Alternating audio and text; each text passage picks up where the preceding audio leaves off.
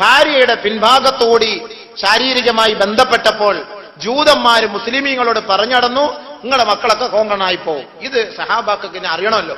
നേരെ എന്ത് ചെയ്തു? നബിയെ, നമ്മൾ ആരെങ്കിലും നമ്മുടെ ഭാര്യമാരുടെ പിൻഭാഗത്തു കൂടി പ്രവേശിച്ചാൽ നമ്മളിൽ ഉണ്ടാകുന്ന സന്താനങ്ങൾ കോങ്കണ്ണുള്ള സന്താനമായി പോകുമോ നബിയേ?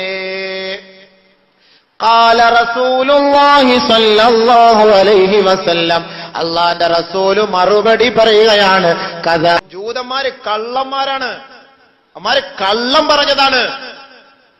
പറഞ്ഞതാണ്. പിന്നെ എങ്ങനെയാണ് സമീപിക്കേണ്ടത്? ഫനസലത്ത്, ആയത്ത് ഇറങ്ങി, സ്ത്രീകൾ നിങ്ങളുടെ വിളനിലമാണ്, നിങ്ങളുടെ വിളനിലത്തിൽ നിങ്ങൾ ഇഷ്ടമുള്ളതുപോലെ കൊയ്തുകൊള്ളുക.